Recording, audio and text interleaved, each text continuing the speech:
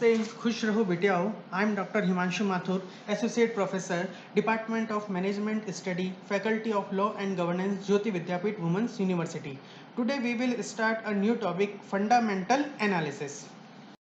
इस टॉपिक को पढ़ने से पहले आपको मैं इसका इंट्रोडक्शन देता हूँ कि बेसिकली एक इन्वेस्टर जब भी इन्वेस्टमेंट करने जाता है, किसी भी कंपनी के शेयर्स डिबेंचर परचेज करता है या कोई और सिक्योरिटी में भी इन्वेस्ट करता है, तो सबसे पहले उसका ऑब्जेक्टिव ये रहता है कि वो ये चेक करता है कि जिस कंपनी में वो इन्वेस्ट करने जा रहा है उस कंपनी का फ्यूचर क्या है। जो रुपए वो इन्वेस्ट कर रहा है उसकी वैल्यू इंक्रीज होगी या नहीं होगी, जो उसने इन्वेस्टमेंट किया है क्या उसके ऊपर उसको रिटर्न मिलेगा या नहीं, डिविडेंड इंटरेस्ट मिलेगा या नहीं, क्या कंपनी एबल है आपको डिविडेंड इंटरेस्ट पेड करने में, क्या कंपनी की सॉल्वेंसी पोजीशन सफिशिएंट है, एडिक्वेट है कि आपका पैसा आपको वापस मिल सकता है। तो इन चीज़ों को चेक करने के लिए हम जो टेक्निक यूज में लेते हैं वो क्या कहलाती है, आपकी फंडामेंटल एनालिसिस।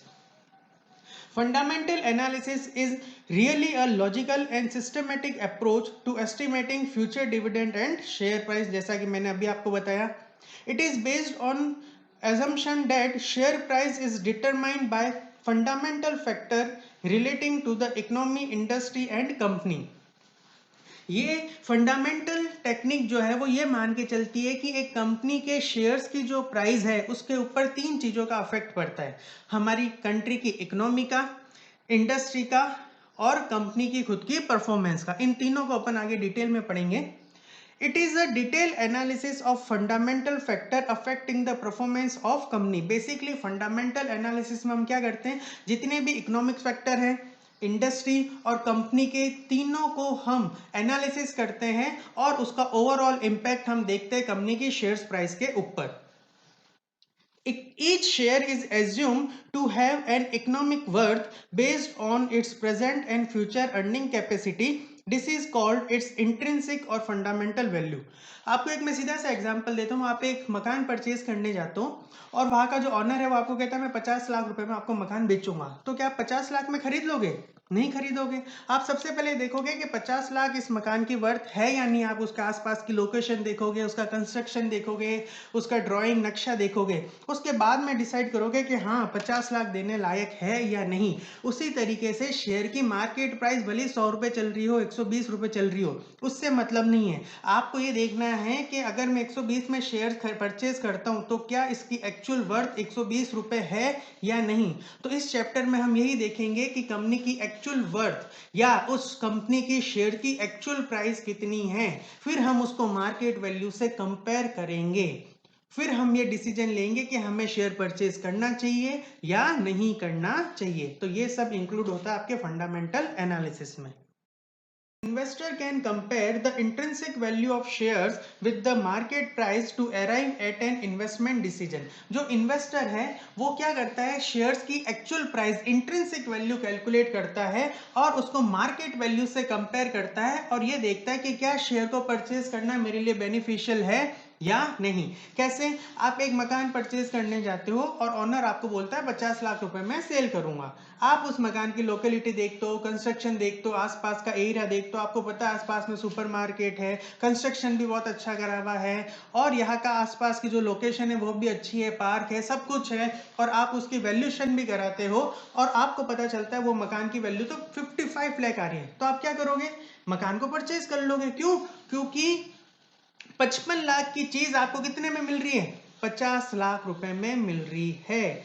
तो यहाँ पे क्या होता है, अगर शेयर मार्केट में 10 रुपए का है और आप उस कंपनी की वर्थ कैलकुलेट करते हो प्रेजेंट और फ्यूचर को देखते हुए और आपको उस शेयर की प्राइस लगती है 12 रुपए कि 12 में मिलना चाहिए, पर मिल कितने में रहा है मार्केट में, 10 में, तो यहाँ पे आप क्या कर लोगे, उस शेयर को परचेज कर लोगे क्योंकि आपको पता है अभी मैं 10 में खरीद रहा हूँ, आने वाले टाइम में इसकी प्राइस बढ़ेगी।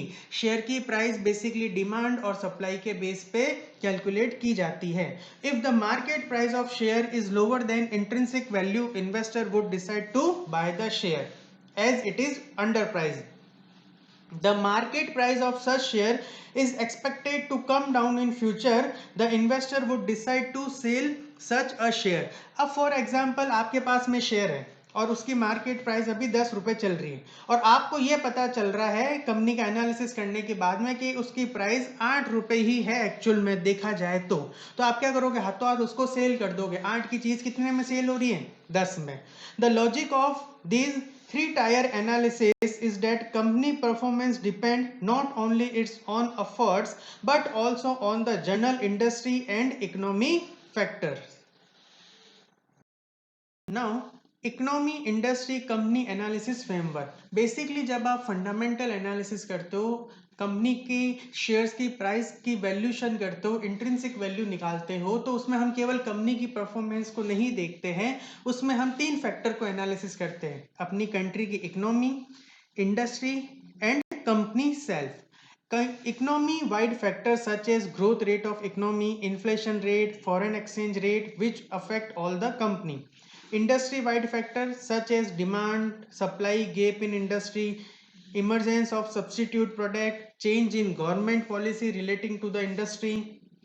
कंपनी में हम क्या देखते हैं, specific factor such as age of plant, quality of management, brand image of its product, its labour management and relation. तो इन सभी फैक्टर को हम एनालिसिस करते हैं और हम ये देखते हैं कि अब कंपनी की प्राइस कितनी आ रही है। केवल कंपनी की प्रॉफिट एंड लॉस पे, बैलेंस शीट पे हम कंपनी की शेयर की प्राइस कैलकुलेट नहीं करते हैं, हम इन 3 चीज़ों को और इन 3 फैक्टर को कंसीडर करते हैं। इकोनॉमी, इंडस्ट्री एंड कंपनी, इनके भी सब फैक्टर है like inflation, foreign exchange rate, substitute product, company की ब्रांड इमेज, इन सब को कंसीडर करते हुए हम क्या करते हैं, कंपनी के शेयर्स की इंट्रिंसिक वैल्यू कैलकुलेट करते हैं। This session is powered by digital version 2.0 Jyoti Vidyapeeth Women's University, and I hope you are satisfied with my digital session, and if you have any query please mention in the comment box, I will solve it.